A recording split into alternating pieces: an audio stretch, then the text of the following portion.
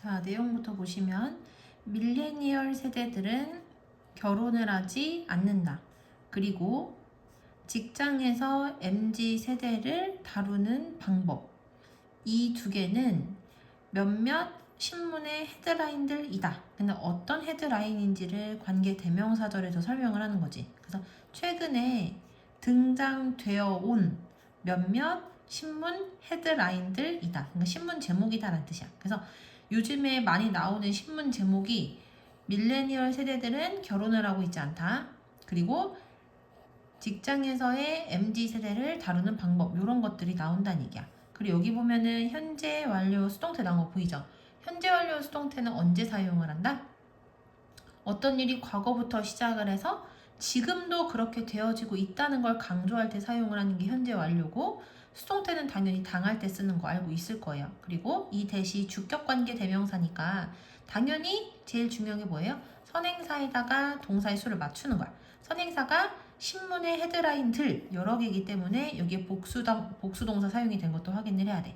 여기까지 됐지? 자, 해석을 해보면 MZ세대의 개념은 모든 곳에 있고, 그리고 종종 be used to 동사의 원형 하면은 동사의 원형 하는데 사용되다 이렇게 해석이 되는데, 여기는 to 동사의 원형이 두 개가 원래 나와야 돼. to frame이랑 to explain 이렇게 두 개.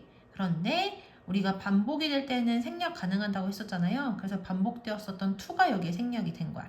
자, 해석을 해보면 일단 동사가 is 하나, 또 is used to 하나 이렇게 두 개라는 거 확인을 해야 돼. MZ세대라는 개념은 모든 곳에 있고, 그리고 종종 세대 간의 갈등을 표현하고, 그리고 사회적 현상을 설명하기 위해 사용이 되어진다. 그 다음 조동사가 있는 문장인데 의문문이면 순서가 조동사, 주어, 동사의 원형 순서라는 거 알고 있을 거고요. help는 삼형식일 때 뒤에 목적어로 동사의 원형이랑 투부정사 가능하죠. 그래서 여기 to solve가 사용이 된 거야. 그래서 세대를 기반으로 한 접근법은 우리의 사회적 문제를 해결하는 데 도움을 줄 수 있을까? 됐지? 그 다음 넘어가서 그리고 to what extent. extent 하면 이게 무슨 뜻이냐? 정도란 뜻이거든. 그래서 어느 정도까지라고 해석을 할 거예요.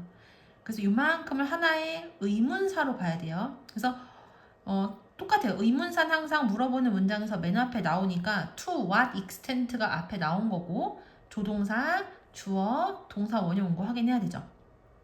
그리고 여기는 동사가 define, 정의하다랑 predict, 예측하다 두 개이기 때문에 첫 번째 동사가 데리고 다니는 부분 해석하고 두 번째 동사가 데리고 다니는 부분을 해석을 할 거야. 그리고 큰 문장 안에 후로 시작하는 애가 조그맣게 들어가니까 간접 의문문 어순으로 따라야 되죠. 간접 의문문 어떻게 생긴 거다? 의문사 플러스 주어 동사다. 자, 해석을 해보면 그리고 하고서 항상 해석은 주어 먼저니까 여기 먼저 할게요. 우리의 세대 꼬리표는 어느 정도까지 우리가 누구인지를 정의하고 또는 우리의 행동을 예측할 수 있을까? 그래서 이 사람이 가지는 의문은 총 두 가지인 거야. 세대를 기반으로, 세대에는 여러 종류가 있죠. 베이비 부머 세대, X세대, Y세대 뭐 이런 세대들이 있는데, 이렇게 연령별로 무리지어진 이 집단을 기반으로 해서 사회적인 문제를 해결하려고 접근하는 게 도움이 될 수 있을까? 그리고 두 번째 의문이 뭐냐면, 우리가 각각의 세대를 이름을 다 붙여놨잖아. 이러한 세대 꼬리표가 어느 정도까지 우리가 누구인지를 정의하고 그리고 우리의 행동을 예측할 수 있을까? 이 두 가지가 지금 궁금한 거야. 여기까지 됐지? 자, 그 다음에는 이제 세대를 분류하는 방법에 대한 이야기가 지금부터 나올 거예요. 자, 한번 볼게요. 자, 제목부터 보면은 How are generations classified? 여기 비동사 플러스 PP 수동태인 거 보이시죠? 우리가 수동태는 물어보는 문장 만들 때 어떻게 만드냐면 비동사 쓰고 주어 쓰고 그 다음 PP인 거야. 됐죠? 자, 그리고 how는 해석 방법이 두 개잖아. 어떻게라고 해석이 될 때도 있고 얼마나라고 해석이 될 때도 있죠. how가 뒤에 형용사나 부사를 데리고 다니면 해석이 어떻게 돼? 얼마나로 해석이 되고, how 뒤에 형용사나 부사가 없으면 그때는 어떻게라고 해석을 해야 돼. 그럼 지금은 how 뒤에 형용사나 부사가 없으니까 어떻게로 해석을 하면 되는 거야.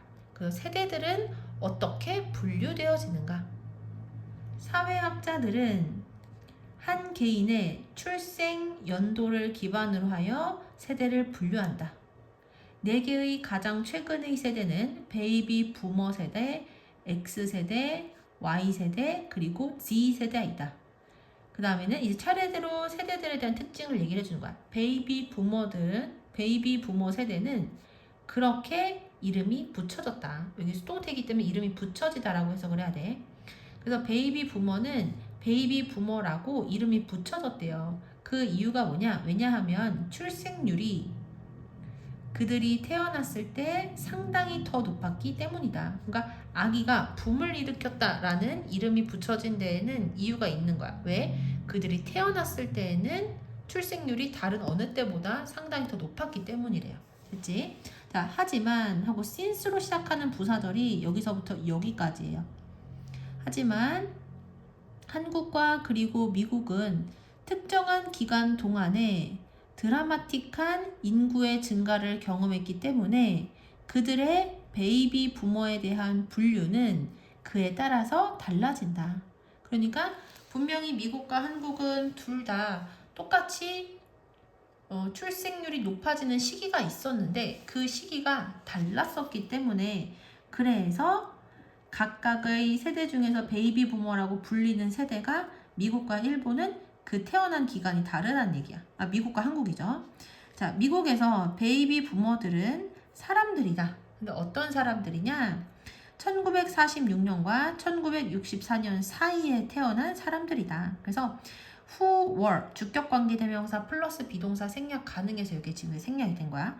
하지만 한국에서 베이비 부머들은 1955년에서 1963년 사이에 태어난 사람들이다. X세대는 그것의 이름을 earned, 얻게 되었대요. 뭐로부터 얻게 되었냐면, 그래서 괄호가 지금 2개니까 뒤에서부터 해석이겠지. 1991년 더글러스 코플랜드에 의해 쓰여진 한 책의 제목으로부터 그것의 이름을 얻게 되었다. 그다음 넘어가서 이 책에 따르면 그 시대에 그들의 20대였었던 사람들은 첫 번째 여유롭고 그리고 두 번째 느긋한 그러한 생활 방식을 가지고 있었다. 그래서 relaxed라는 형용사와 느긋한 laid back이라는 형용사가 동시에 라이프 스타일을 꾸며주고 있는 거야. 넘어가서 X세대 이후에 태어난 다음 세대는 나중에 Y와 그리고 Z세대라고 불리게 되었다. 됐죠? 그 다음에 Y세대의 구성원들은 또한 밀레니얼이라고도 불린대요. 지금도 끊고. 왜냐하면 그들은 새 천년, 여기 천년이 밀레니엄, M으로 시작하기 때문에 Y세대를 M세대라고도 한다는 얘기야. 왜냐하면 그들은 새 천년의 시작과 함께 성인이 되었기 때문이다. 그래서 여기까지의 내용은 각각의 세대들이 어떻게 분류가 되고 이름을 어떻게 얻게 되었는지에 대한 이야기였었던 거야.